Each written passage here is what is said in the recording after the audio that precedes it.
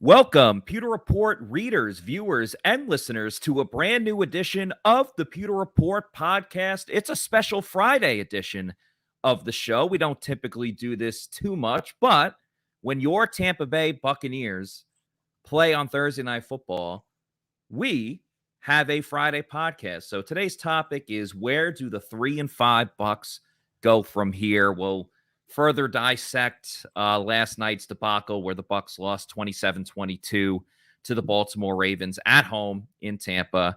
We'll also react to the press conference that we just got back from with head coach Todd Bowles. A lot of stuff to get into. I'm your host, Matt Matera. Joined with me as my co-host today is my fellow colleague at pewterreport.com, the always fun JC Allen. JC, how are you doing on this lovely, lovely Friday? It's a hangover Friday, if you will, after last night. Man, I'm doing well. Weekend's here. It's almost like a mini bye for ourselves as well. We got a Sunday off.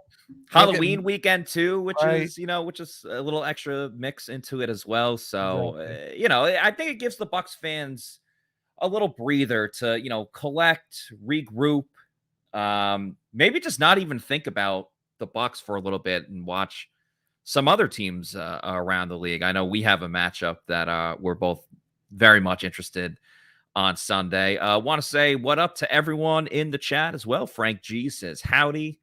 Alien Mastodon says, howdy. Alien Mastodon says, what's happening? Daniel King quoting the great Byron Leftwich, no logic. And a couple others in there that we'll get to as well. But Scott and I did the Pewter post game show yesterday. Check it out on our YouTube channel if you haven't yet. But JC, just give me your thoughts. You can go offense and then defense, or just general outlook of how things went yesterday for the Bucs. I'll just say real quickly, there's a lot of things to be frustrated about, but for me, I think what's most annoying is the fact that it's the same exact issues for the Bucs that have hurt them over the last 5 games, and not much has changed with that regard. But with that, let's hear what you got to say. Yeah, I mean, I think you said it, debacle. It's embarrassing, and it's just not good football, Matt. I think I've been on the podcast the last couple Thursdays, and I've talked about technique and fundamentals is something that they really need to get back to, and that falls on the coaches. That falls on the players, and we're not seeing it. The run game, awful on both sides of the ball.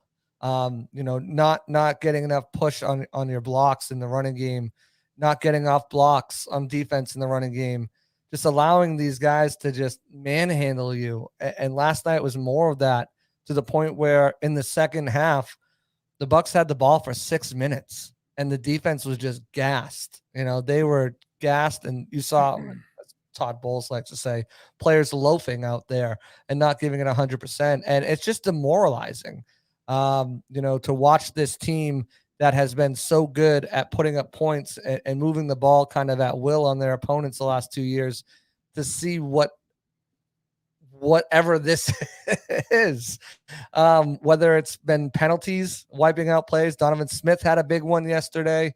Whether it's been execution, Mike Evans dropping a ball that hit him in the hands and then hit him in the gut. Whether it's been Brady, who being off and throwing balls into the dirt and taking sacks. I mean, 2 of those sacks, he just took those sacks.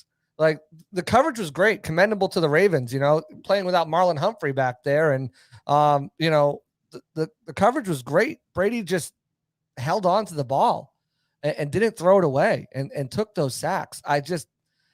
It wasn't his best game. The only guys that you can really say had a good game on offense, maybe Chris Godwin, probably. But he gets force fed the ball though. They're all screens. He does a good job run after the catch. He had that big 44-yard gainer. But a lot of it's manufactured touches for Chris Godwin, which that's fine. He's almost better with the ball in his hand than he is as just like an overall wide receiver. But I absolutely beating anybody, man.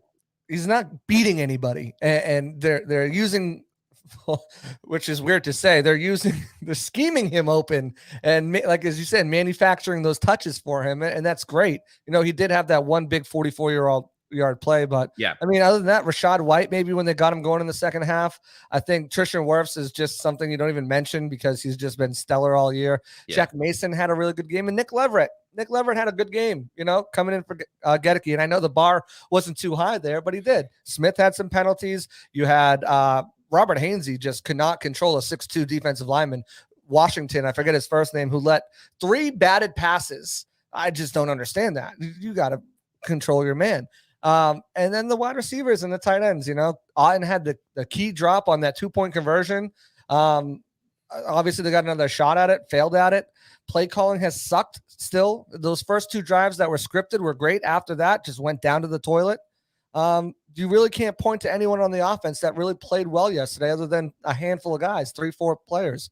And then the defensive side, Shaq Barrett looked amazing before he got injured. No, and that's what's so upsetting is he got hurt after, but he looked great. And we say that, especially Shaq is like a streaky player, and the sacks come in bunches, and he was balling out. He was probably the best defensive player up until his injury.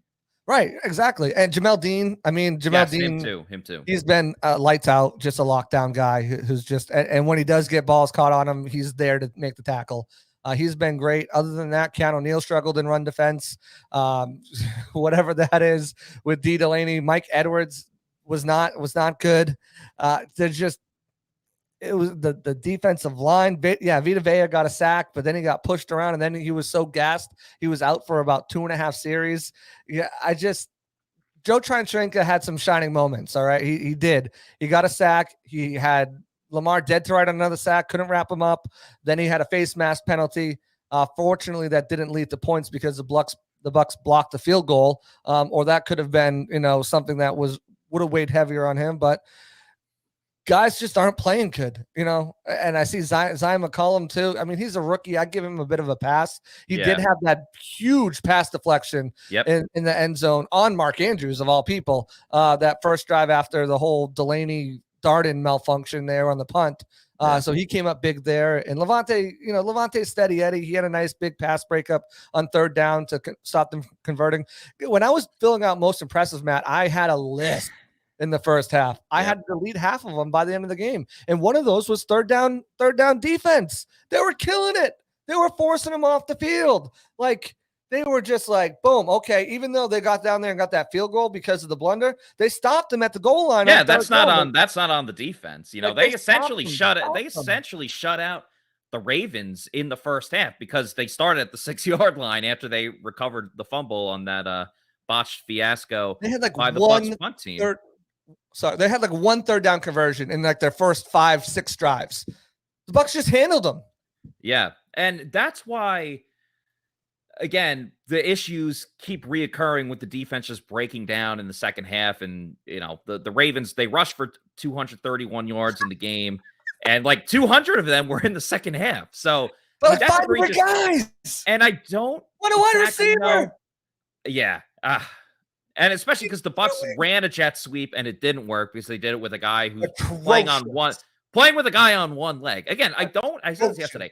I don't hate the jet sweep call. I hate that they gave it to Julio Jones. Use Rashad Perryman or Scotty Miller.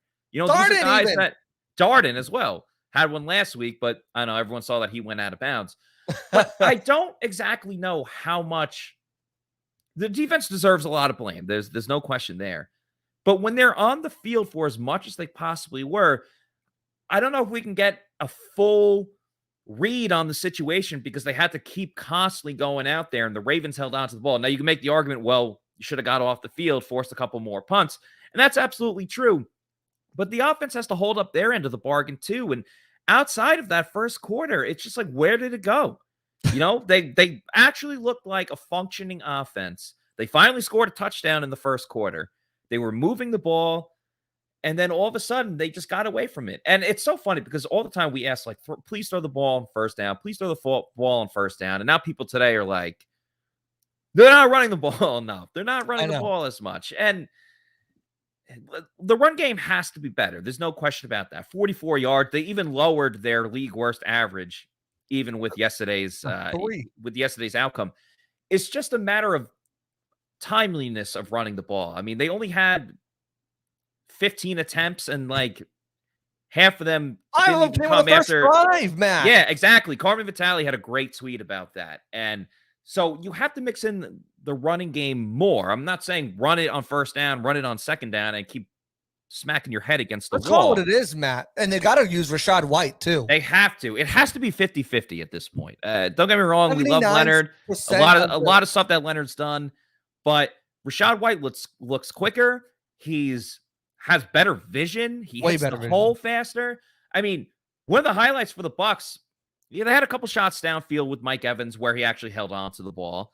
And, Chris Godwin had that catch and run. But that other one was a short dump-off pass to Rachaad White where he broke a couple tackles, hit it up the field, and, got like a 20-yard gain on the play. And that was exciting. And we don't really see that from Leonard too much, but we definitely get it from Rachaad White. I want to get to Leo's super chat in just a moment, but first we're going to talk about Celsius Energy Drinks, the official sponsor of PewterReport.com.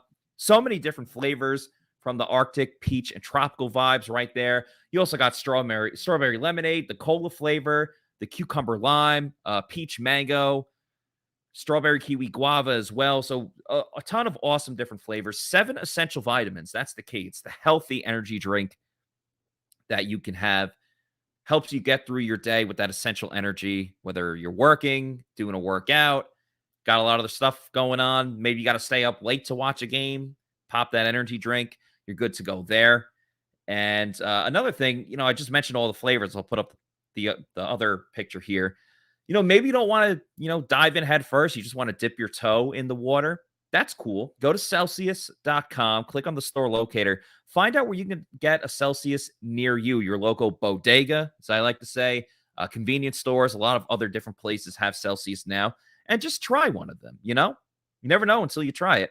But if you do know you want Celsius in bulk, go to Amazon and do the subscribe and save. Have it sent directly to your house or apartment, where you can set it up every 1 week, 2 weeks, 3 weeks, however early or late you want it.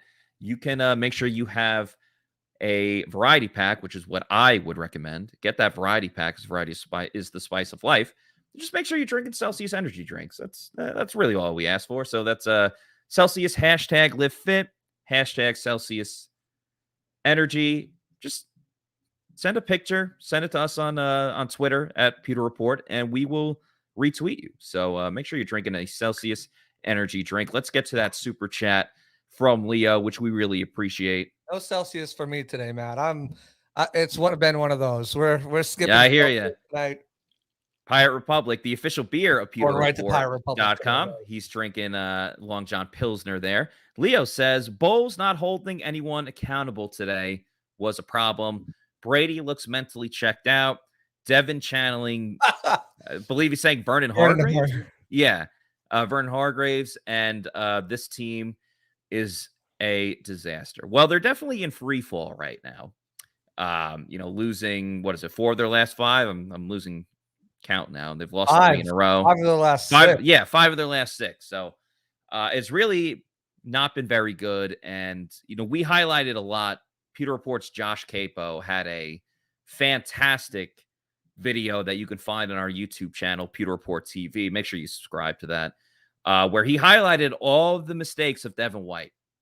There were obviously Tyler Linbaum. Yeah, He had to cut some because it was going to be too long. Tyler Linbaum took Devin White on a ride. That's an understatement. Yeah. They hit, Bayshore Boulevard, just cruising down there. It looked like the play from Blindside when the coach goes, "Where are you bringing them? Where are you bringing them? Back to the bus." Yeah, that's really what it was. That's a good analogy right there. And then Josh pointed out something really frustrating too. It was a screen to, I believe, Devin Duvernay. It was either Duvernay or Robinson. It was Duvernay. Yeah. And you see Joe Tryanchenko hustling after the ball carrier. You see, who was it? Logan Hall hustling after the wide receiver with the ball. From the backfield, Matt. From the backfield. And Devin White is just jogging along, tra-la-la-la-la. So, Josh noticed it. A lot of other people noticed it as well. And Todd Bowles was asked about that today with Devin White, if he was just gassed, if he was loafing on that. And here was Todd Bowles' response to it. Given that effort, we single out loafs all the time if they're loafing. Some guys are gassed, some guys are loafing, but we single everything out. In that instance, did you think he was loafing or was he gassed? A little bit of both. Kind of overall, I mean, Devin was the little bit of both. A little bit of being gassed, as Common Sensei says, he was bored. A little bit of being gassed, a little bit of loafing. I mean, that play right then and there was absolutely loafing. And what's even more frustrating on top of that, frustrating might be the buzzword today, is, and I mentioned this yesterday, where he actually made a play. He tackled Lamar Jackson after Lamar Jackson was scrambling. And Devin White gets up and he's like, yeah, he's pumping himself up that he just made that play. The Ravens just got a first down, like they're continuing their drive. It was ridiculous. And listen, it's not all on Devin White, but when you don't hustle on a play like that, when you're a captain of this team, and when you're cheering for yourself after the Ravens had the more successful play, those are extremely, extremely bad signs. There's no other way to say it. There's no other way to say it. I mean, this is your captain, people. This is your captain taking plays off, loafing around, and you're seeing Joe Tryon and Logan Hall run down a Duvernay from the backfield. They were already in the backfield and had to readjust, get off their blocks, and chase him down while he's just jogging over there. I don't know what to do. I don't know if the coaches know. At this point, Matt, I don't know if the coaches know what to do. They said they're going to have a meeting all weekend and players will be back on Monday instead of Tuesday, just because they need the work, obviously. But I don't know if the coaches know what to do. What are they going to talk about this weekend that's really going to change things? What are they going to get to the bottom of? I don't understand. Like it's players, it's coaching, and it doesn't seem like anyone's really wants to take responsibility. No one wants to be accountable for anything. We just got to play better. We got to play better. We just got to get back to them and play better. Just we're in a dark place, right? Yeah, you are. But what are you doing about it? What are you doing? Yeah. The last 3 weeks has been nothing. It's been the same crap over and over again. Sure, you came out and finally got your first quarter touchdown of the year in week 8, your first, but then it fell apart again. What are they doing? And it's just frustrating to watch this team with this much talent with just continue to, it's insanity, Matt. It's doing the same thing over again, expecting different results. It's insanity.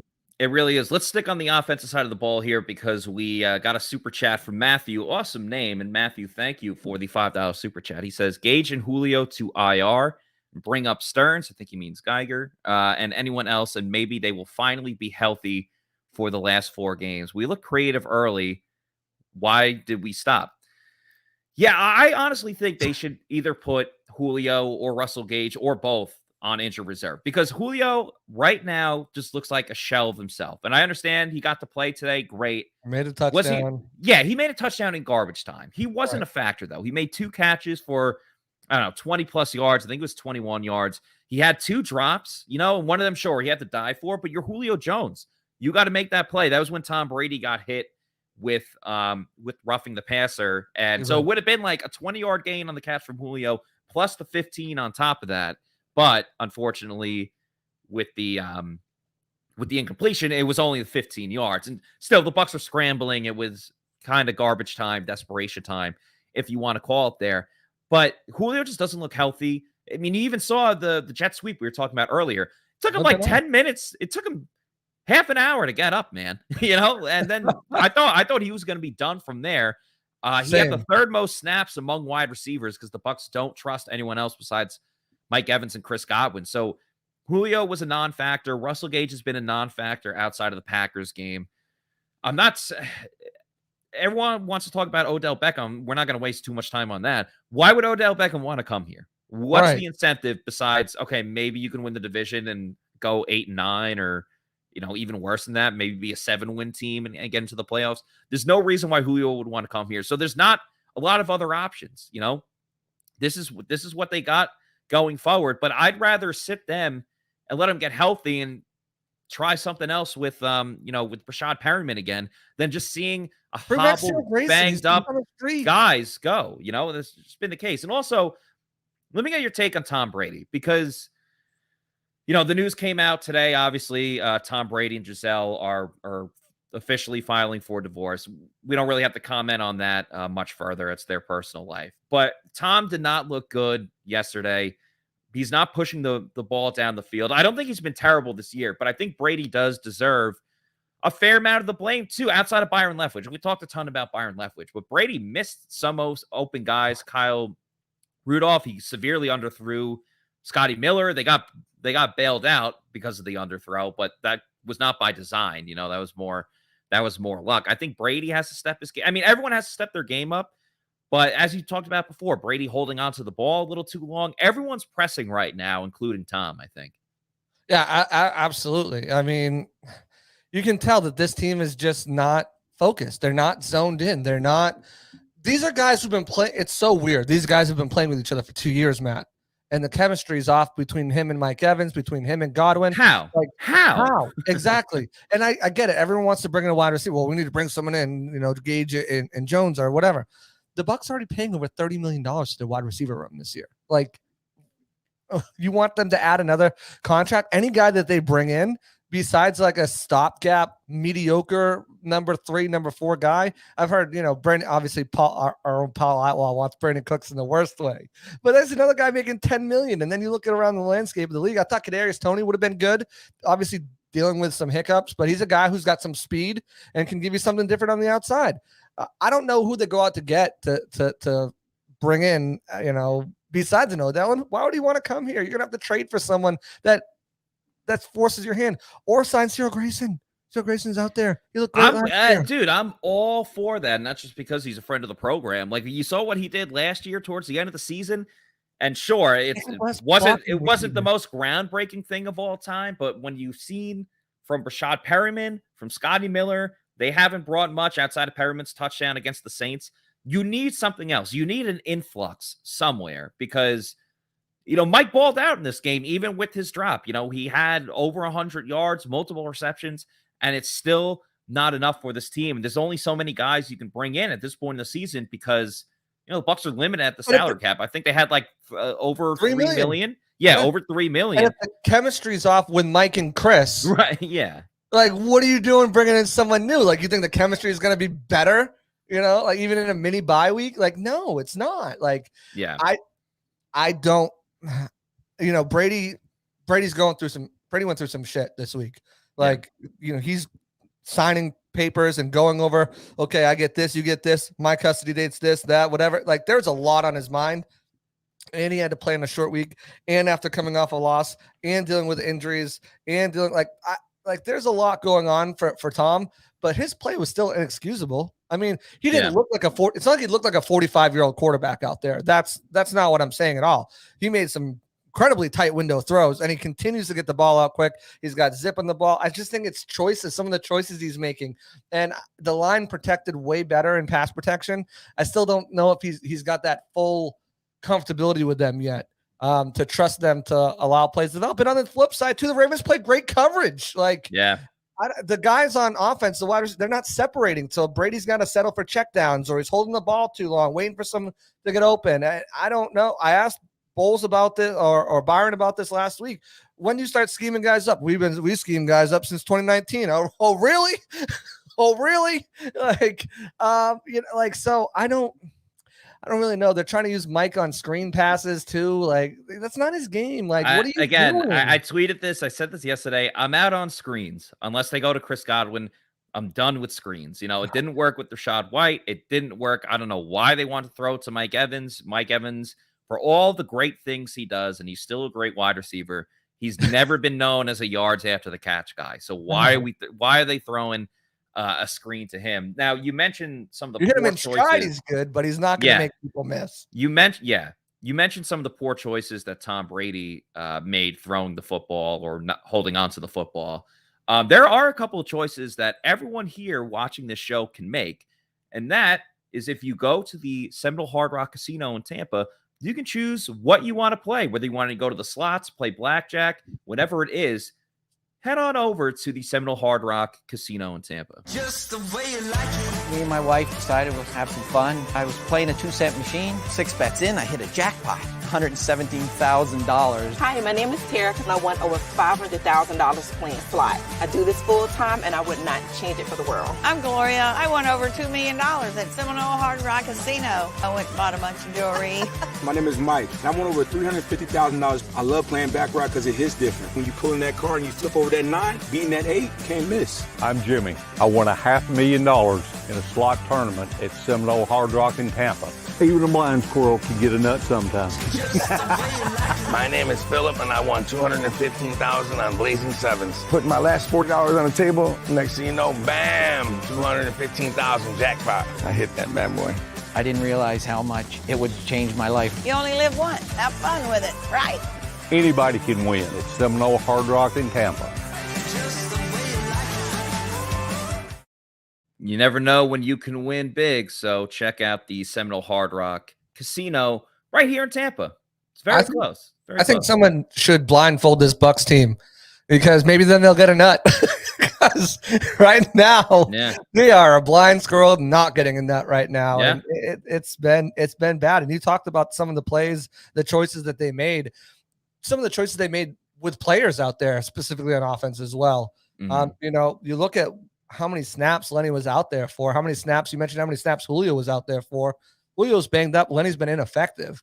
Yeah. You got to get Rashad White the ball more. You got to get him in space. And we talked about it a little bit more, but as a running back in the out of the backfield, get creative with him. Put him in the slot. He did a lot of that in college. Like, there's no creativity, Matt. I don't know what they're doing. There isn't. I will comment on Rashad White in just a moment, but want to say thank you to Frank G for the $4.99 super chat. He said the only highlight of yesterday's game for me was Matt Matera's Chris Berman impression. Really glad you like it. I'll give it to you real quick. I just do like the what? They're not gonna get him. Tick tick tick tick tick tick tick tick. They're not gonna get him. What? So Frank really likes it. I guess you like it too. That was great. Yeah. What? So anyway. Thank you, Frank, for the super chat. Ask and you shall receive. You know, you super chat it, we will do it. But to get back to your point about Rashad White, you know, I did the snap count analysis as I do the morning of the morning after every game that they play, and really one of the big things that stood out to me was the fact that the discrepancy in the snap counts. You know, Leonard Fournette had it was in the 70s. It was 79%. 79%. And that gave Rashad White whatever equals 100, but it was in the 20s from there. And that just can't be the case. You can't, I don't care if you're an NFL head coach, someone chilling with your friends watching the game at a bar, you can't watch that game or watch the last 2 games and definitively say that Leonard Fournette should be out-snapping Rashad White by over 50%, 55%, whatever it is. Rashad White maybe isn't the most dynamic player in this offense, but he's pretty close to it. I mean, like we talked about before, the way he makes people miss, there's an electricity when he runs the ball. And when they do run it, because they don't really do that anymore. Right. They just have to... I'm not saying they got to treat him like a Deebo Samuel or something like that, but the more he's on the field, the better things happen. And I don't think it was shocking at all. I don't think this was a coincidence that when they were in 2-minute late in the game, again, more garbage time, but trying to make it a 1-possession game, that it was mostly Rashad White in there as the receiving running back in the 2-minute drill, whatever you want to call it. He has to be on the field more. I don't really think anyone can make an argument for Leonard now. And Leonard does good things in this offense too, but he doesn't need to be on for 75% of it. No, and it was 72%, my bad. But still, if you look at the snaps, 49-18. Yeah. 49. How does he not get at least 20 snaps? Like, come on. Like, it's bad. And you know what? They're paying Lenny $7 million a year. Like, yeah. That's the tough part too. I don't know. I'm not Josh Capo, so I don't know how the contract's structured, if they can get out of it next year, or if it's a 2-year, then they can get out of it. But I do know one thing: if they can get out of it, they're still going to be left with a big dead cap hit because they pushed a lot of money out, and they've done that. And like now, you look at this team where they're at. If they can't turn it around and make a serious run, I know the NFC South is still a very weak division. If you look at their losses, 3 of those losses have come against AFC opponents. So it gives them kind of a leg up when it comes to, because it goes by division, then by conference. It does give them some wiggle room when it comes to seeding down the line if they can make it into the playoffs. If they don't turn this around, they have this big chunk of dead money. No Tom Brady, most likely, and some really difficult decisions to make on both sides of the football in order to open up cap space and try to fix this thing. Oh, and by the way, Matt, they'll need a quarterback as well. I just don't. They're like negative $40-something million in cap space next year, and like Leonard Fournette getting $7 million when we all, Matt. I mean, I think I was at 4. I think you were at like 3. Like. That's like what you wanted to pay him, and they're just they're paying him this amount of money, and I get it. You got to play him because, and we heard it last year. Remember, we heard it last year. Well, the contract. I think Larry Foote said something about it. About they got to play the guys who make the money. It was playing JPP. Yeah, it was playing JPP over Joe Tryon showing. Right. You can't have that philosophy. They need to open competition at every spot on this roster, and whoever the best man is, they've got to play. I don't care if they're on the practice squad. I don't care if they were brought in Tuesday. You got to get them ready to go. I mean, you look at last year, what Bowles was able to do, bringing in guys like Sherman and Pierre Desir and all these other guys, get them in on a Monday, have them ready for Sunday, and have D. Delaney starting out there. It just hasn't been the same in the offense. I just don't know. I don't know what they're going to do for coaching changes, and we're back on that again because I think Rachaad White needs to get the ball more, and that's a coaching change that's easy to make. It's in front of you. The numbers are there, Matt. They are, and yeah, they have a number 1 running back on this team, and he's on a rookie contract right now. And yeah, I remember. I think we all said it pretty much was like, oh, that number's a little high, and it was for 3 years. Like, that was surprising because no one was really giving Lenny anything else. He had that visit with the Patriots, but the Patriots have always been a running back by committee, at least for, the last like 5 years or so. So, yeah, really, really, really surprising there, and, a bit disappointing. Bacon Bob here with the comment. Any thoughts on bringing in Jerry Jeudy? I like Jerry Jeudy as a receiver. I don't think the Broncos would part ways with him. I mean, they paid all of that draft capital to get Russell Wilson. Yeah, I would welcome him in Tampa. I just don't really foresee it as really a possibility. Do you? He's been inconsistent this year too. So you're getting another inconsistent receiver who's dealt with injuries in the past, and now you're trying to get him up to speed and chemistry with the rest of the offense.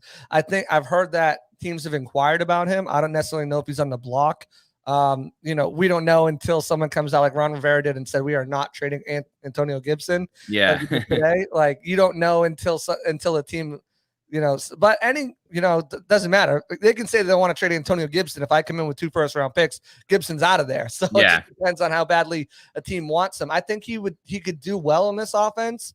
I just don't know. I mean, they're having trouble with their own guys who've been in the system for 2 years. How do you bring in another guy and expect him to get up to speed? It's just I don't know. I do like the fact, though, that the trade deadline in recent years in the NFL has actually meant something. Like in years past, you wouldn't really see a trade in season, and understandably so. It's really tough to bring in a new player, learn an entire playbook, and really be effective and a factor and make an impact on a team. It really be like Christian McCaffrey, like, oh, that's a guy that's going to be a factor for the 49ers. And you see it like baseball, hockey, basketball. There's always a ton of trades at the deadline. It's a little easier to get more acclimated. Not the case with football, but we're seeing it a lot more now, which is a lot more games. We're seeing it more, and I like that. I hope that trend continues. Thank you to Crimson FC for the $4.99 super chat. They say, do you guys think Hendon Hooker, that's the quarterback for Tennessee, would be the Bucs pick for QB if I don't know how you say his last name. If it's Levis or Levi's, you're talking about the Kentucky quarterback. I think it's like the jeans, Levi's. Yeah, Will Levi. And the others are gone already. So it's funny. I was reading a mock draft from Joe Marino at the Draft Network, and he had the Bucs taking Hendon Hooker. I haven't done a ton of like draft research and things like that, but what I will say is I've been watching a fair amount of Tennessee this year because, they're undefeated. They beat Bama a couple weeks ago. They are a super fun team to watch, and they obviously are very, offense heavy. They rely on their offense to score points, and they score a lot of it. And it's one thing when you go from like a college system to an NFL system, but Hooker's got a pretty good arm. He obviously can move as well too. And I think as we see more and more in the NFL, it's great when Brady can play to 45 and he's not done yet, but you see in today's age a lot more of the RPO or just having quarterbacks that still need to have a good arm, but can just escape the pocket and be a threat in the running game too. I would really like to see Hooker join the Tampa Bay Buccaneers next season if Brady moves on. But there's still got to be a lot more film to watch and everything of that. But I think it would be a lot of fun. He's a very exciting player. Yeah, and as people are pointing out, the only thing I know about him is he's old. He's 25 years old or something like that. He's like a year younger than Lamar Jackson. I don't get into my draft prep until maybe like late December after football. And let's just clarify. The Bucs aren't done yet. Listen, it's been really, really, really bad, but they will still only be one game out of first place in the NFC South. And until they change the rules in the NFL about division winners getting a home playoff game, the Bucs could still be hosting a home playoff game. Right. And remember, they won the Super Bowl as a wild card. So, I mean, it's not like they can't go on a run and get hot. It's just they got to turn it around. This is just, Bucs fans, you guys are used to this stuff. Like, you're not used to it with Brady, but you guys are used to this. Matt, you're with the Jets. You're used to this stuff. Like, not anymore. Go Jets. For me watching Brady, this is like rare territory. Yeah. Like, it's never happened. Like, this is the first time he's been under 500. This is the first time he's lost 3 in a row since 2002 or 2003. I think it's 2003. But like, this is 2002. First time he's been sub 500, I think, since 2003. One of those stats, but it's not something that I'm used to seeing with a Brady-led team, and it's been weird and kind of difficult to watch. So, I agree with Matt. It's not over yet. The fat lady is not singing. I mean, they still, yes, they have a very, very difficult opponent coming up in the Rams, who have had struggles themselves. It's more about Sean McVay's been able to figure out Bowles every time they matched up, and they still have Aaron Donald. They still have Jalen Ramsey on defense. They've added Bobby Wagner. They still got some players on that defensive side of the ball. I think you feel a little bit better with Leverett versus Donald than you did Gadecki. But and on offense, Cooper Kupp, still Cooper Kupp. Matt Stafford struggled. That elbow looks like it's been more than what they were saying leading on to. Throwing pick sixes out there again. But it's still a tough team.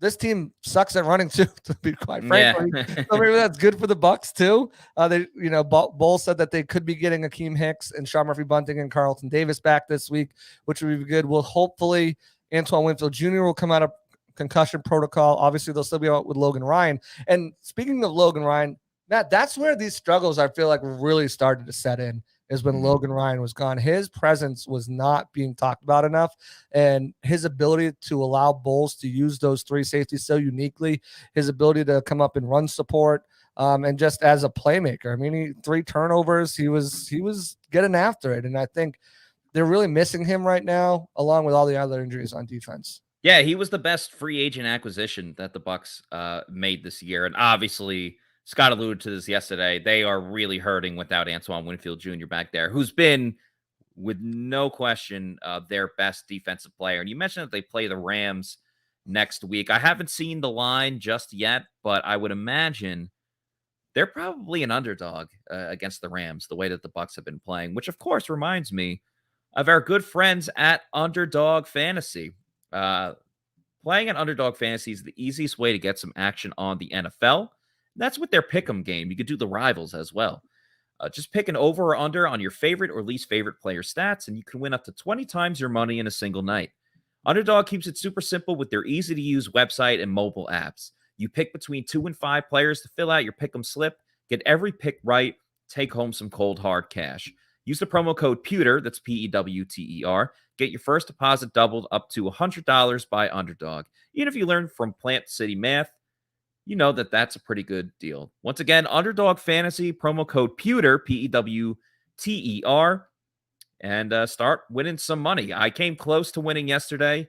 Kate Otten didn't help me out with the receptions, and Brady just went over his passing yards total when, again, they were in desperation mode late in the game. But you don't have to do it just for football. You can do it for basketball, hockey, the NBA. That is basketball. The MLB as well. The World Series starts tonight. Not that I'm too happy about that. But yeah, you could play a lot of different things with Underdog Fantasy. So go and check it out. Tell us who you're picking, because we're going to make our picks every single week, and use promo code Pewter to go get that extra money. You lost? What did you have? I had Mike Evans over 5, Chris over 6.5, Lamar over 68, and Fournette over 4 catches. Okay. Don't get greedy. That's my biggest thing. I know. I was thinking a winner. I went a little well, because you get like the 4 times and the 5 times, 10 times your money.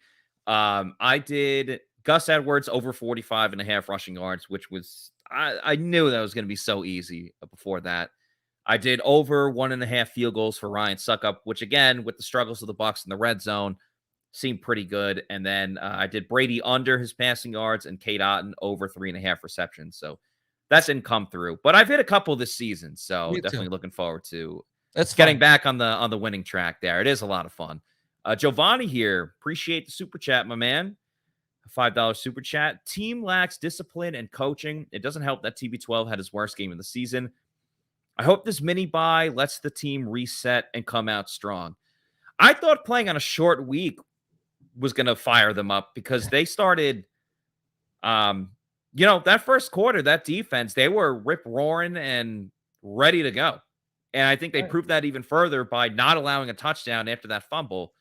But after that, they just rolled over. So maybe just getting a little time away, regrouping like we talked about, the coaches hopefully doing some self-scouting and evaluation, hopefully can change things out. But I'm not overly confident about it. Thursday night football, short week, home team.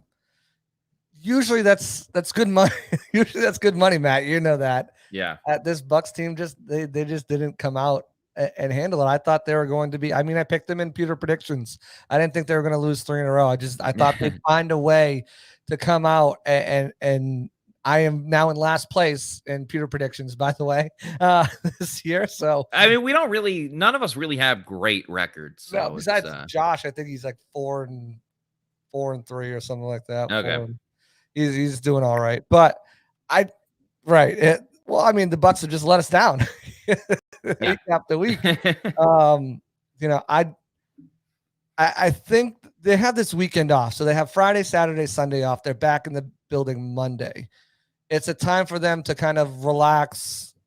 Hopefully they're watching film. Hopefully they're staying in shape and working out, and doing everything they can on their own before they rejoin the team. But hopefully this is a little bit refresher, spend some time with family, and just look back and just take ownership, take accountability, say we have to play better. We have no choice but to play better. We have Tom freaking Brady out here. We're always going to be in it when we have this guy. Even when he's playing his worst games, we're still in it. They only lost by 8 points? Like, not even. What was it, 22-27? So that's 5 points. Yeah. They only lost by 5 points. They were in the game till the very end for the most part, other than a questionable 4th down. I think you got to – that's another thing, Matt. The 4th down, the lack of guts to go forward on some of these 4th down situations has been mind-boggling. Yeah. 4th and 2, you're at midfield, and it's like, come on, show a little bit of guts and go for it. And then they decide to go for it on 4th and goal when they were down 11. It's like, well, you could have kicked the field goal there and then try the onside kick, and you would have a lot more time. And they attempted to go for it, so fine, kudos to them. And then it's a false start penalty on Leonard Fournette, and they have to kick the field goal because of it. But you talked a lot about like accountability and things like that. And yeah, it's like who's holding who accountable between the coaches and the players. And I think one big difference that we're seeing between Bruce Arians and Todd Bowles, and I'm not saying that everyone has to go by the script of Bruce Arians, but Bruce would call out players to us, during press conferences. He wouldn't be afraid to do that. Todd is a lot more protective of his players. And obviously, Devin White was we talked about him before, but bringing it back up, Devin White played poorly, and we all knew it. And so Todd was asked about that. Like, has his play dropped off? And I'm not expecting Todd Bowles to just be like, yeah, like, he sucks. He's terrible right now. I mean, I don't know what we're going to do. But he really deflected, I would say, and put it more towards the entire defense itself and not Devin White. I was even hoping for a little bit like, play better, man. And he mentioned like a couple fundamental things. But here was Todd Bowles talking about just the drop off of Devin White, if he has dropped off. Well, he's not the same player right now. I don't think it's been a drop off. I mean, the defense is a team sport. You're not going to be a star by yourself. There are guys in front of you and guys behind you. So say that Devin has dropped off, and the defense has dropped off, I wouldn't say Devin has dropped off. So it's about playing together. It's about making your reads and doing the right things. He's doing a lot of things we asked him to do. I have no problems with Devin. That was a big thing at the end that people are paying attention to. He has no problems with Devin White. So, again, sticking up for his players, even though they were jawing at each other on the sideline yesterday. Right. And I asked him, too. I followed up and asked him, with his struggles in the last couple of weeks. It wasn't just this week. It's been the last couple of weeks, not being able to get off blocks. Is there any time in this scenario where you maybe take a look at, Fatukasi. And he pretty much said Devin's our starter. Devin's our guy. And, a lot of the guys had struggles on defense, and I don't think it's fair to pick on Devin. Okay. All right. But like when he's getting blindsided all the way, 20 yards down the field in a pancake from a rookie center and not being able to get off a block from a rookie tight end, a late round rookie tight end, or what was it, fourth round rookie tight end, when you're supposed to be one of the best of your position, one of the best duos in the league, a Pro Bowler, a guy who wants $100 million contract. I mean, maybe it's time to call some of these guys out, Todd. Maybe it's time to call Byron out. Maybe it's time to, and I feel like he kind of called Byron out semi about the whole, he's like, when we asked him about the running situation, he's like, I talked to him about that. And well, obviously we all know him is Byron Leftwich. But like, that's where I think BA is missed, is calling these people out publicly and putting the pressure on them publicly to go out there and perform. And, so far they haven't done it privately.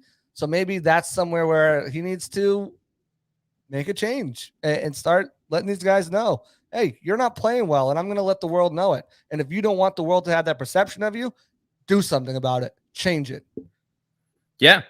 Yeah, very well said. Another, I don't really have a transition for this. So I was going to say another public place that everyone can go to is Pin Chasers. We're a really big fan of Pin Chasers. A great night out with friends and family. They have so many great different deals. That's what is really awesome about it. All you could eat pizza, all you can bowl, dollar beers, multiple different things. So go to pinchasers.net, find out what deal they have for you. You can book your kid's birthday party there. The kids can bowl. There's an arcade area, so they can play some video games too. The food's very underrated, from the chicken tendies to the nachos to the pizza.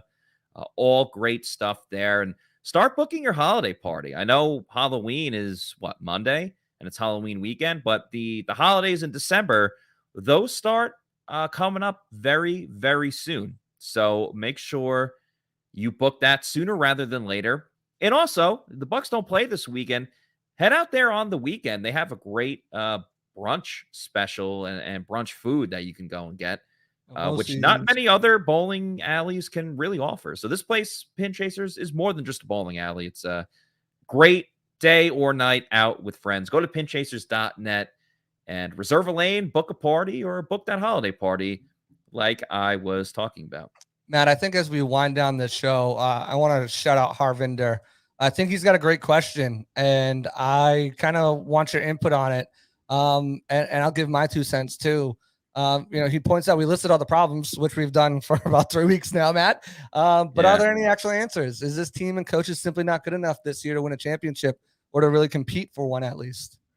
Yeah, so we talked about this on yesterday's post-game podcast, and I'll stick to a similar answer of what I said. I would change offensive coordinators. I know it's not 100% on Byron Leftwich. I said that this morning when I was on WDAE. It's not 100% on Byron Leftwich, but he does shoulder a lot of the blame. So I would just get a new, fresh look in there. There's a couple of different candidates that the Bucs can go from on the coaching staff, but I would mix it up, get a new play caller in there on the offensive line. I would permanently put Nick Leverett as the starting left guard. I would put the receivers, Gage and Jones, I would just put them on IR, or at least one of them, let them heal up. Make Rashad White, maybe not the starter, but at least a 50-50 balance there on the offensive side of the ball. On defense, it's tough to make a lot of adjustments with all the injuries they have going on. Like, who are you going to replace Zion McCollum with? You don't really have that option. Right. So there, outside of I understand why people want to bench Devin White with the way that he played terribly last game. I just don't know if I fully have faith in Olukunle Fatukasi just yet. So a lot of my changes would be towards the offensive side of the ball, and defensive side, it just got even worse. We haven't even talked about it yet, but we can get into it now. Shaq Barrett's done for the season. We mentioned it yesterday because he had that Achilles injury, but it's now official. He's out for the rest of the year, unfortunately, with an Achilles injury. That's about 7 to 9 months of recovery. So I was doing the math earlier. He's not going to be back until August, like in training camp. So, we had that same thing with Chris Godwin about, will he be ready? Won't he be ready? We're about to have that again with Shaq Barrett, unfortunately. And, we wish him a speedy recovery because he's a great guy and a really good player too. And so that's unfortunate. So Anthony Nelson will be the starter at outside linebacker, but Carl Nassib will, of course, be rotated in there as well. But yeah, those are some of the options I would go with. What about you? Yeah, I mean, I think same along the same lines. Luke's got to stay on the bench with Leverett starting. I think you move on from Bowles. I don't necessarily know if you need to put Gage and Julio on IR because I don't know who are the options. I mean, let's be real here. I don't know if Kalen Geiger and Devin Tompkins are making a huge difference. I would like to see them incorporate Scotty Miller more, maybe even Jalen Darn a little bit more. Rashad Perriman is who he is. He's not, he's good for a couple plays and then he's bad for a couple plays. I don't think he's a consistent guy, and neither are those other guys. But I think you need to get them more involved too. It's too easy to double team Mike, and with Chris Godwin still coming back, he's not all the way back. You can tell. No, he's not. He's not. And he's never been a huge get separation guy. He's just been able to do things to get open. I think that he's another guy. Maybe you look at bringing back Cyril Grayson on offense. Kate Otten's tight end 1. I don't care about what happens when Cam Brate comes back. Run the ball out of wide receiver sets more. It's just a lot of play calling stuff. I think they can do a lot better with defensively. Maybe it's time you make the call to Sue. I know Akeem Hicks could be back next week. Maybe you see, what do you want? But at the same time, what kind of shape is he in? He hasn't been playing football. And does he want to be here at this point? Again, with all of the issues there, he's already been chilling for the first 8 weeks of the season. I don't think he's going to be running back to join a 3-5 team that has a multitude of issues, not just one. It's all over the place. Right. So I don't know what the difference. Maybe you sign Marlon Davidson to the Davidson to the practice squad, former 2nd-round pick for the Falcons, who they released, and see if he's got anything there. At this point, maybe Steve McClendon. I don't know. You got to bring someone who's going to be stout against the run defender. Josh Capo had an excellent point too. Move Vita back over center. Stop trying to do different things with him in this game. And I would really, if I'm the front office, I'm looking for a pass rusher. I think JTS has been fine, but if you can get Bradley Chubb on a year rental and then get a comp pick for him next year, because I don't think they're going to be huge spenders in free agency. He'll go for, you trade maybe a third, then you get a third in 2024 for him through the comp system. I think maybe that's something to look at. Same thing with Josh Allen potentially, and make a splash there. I don't know what you do. Maybe bring in a safety, maybe Jabril Peppers. Depth at safety is another one that I forgot about because Ryan's going to be out for a while. Concussions are always not doing it. Concussions are always, a scary thing that you can't put like an official timeline on with Antoine Winfield Jr. So yeah, that's another one definitely that they should look into. So that's about going to wrap things up for us. Just want to remind everyone that next week we'll be back with the Pewter Report Tailgate Show, followed by the Pewter Game Day Show. The Celsius Pewter Report Tailgate Show, presented by Age Rejuvenation and live at Walk-Ons. We'll be at the Walk-Ons in Midtown when the Bucs play against the LA Rams. Of course, their crazy games last season and the year before that. So should be. Yeah, the Bucs are entertaining to say the least, whether they make you laugh or they make you cry. But that'll be going on next week, 2:30 for the tailgate show, and then I'll be live with a guest for the game day show for all of the in-game reactions, analysis, and everything along those lines. And also, please, if you guys don't mind, just make sure you follow us on our social media at Pewter Report for Twitter, Instagram, and Facebook. And like and subscribe to our YouTube channel. That's Pewter Report TV. Like I mentioned, Josh Capo had an awesome video highlighting all of the issues of Devin White from last night's game. We had the Pewter Report podcast on there, various clips from press conferences, and a lot of different content up there. So please like and subscribe and do that. Appreciate everyone in the chats today, giving their comments, a couple super chats in there. Thank you to all of you guys. So for JC Allen, I'm Matt Matera saying thanks everybody for watching. Have a great weekend, and we will see you on Monday for another edition of the Pewter Report podcast. Out.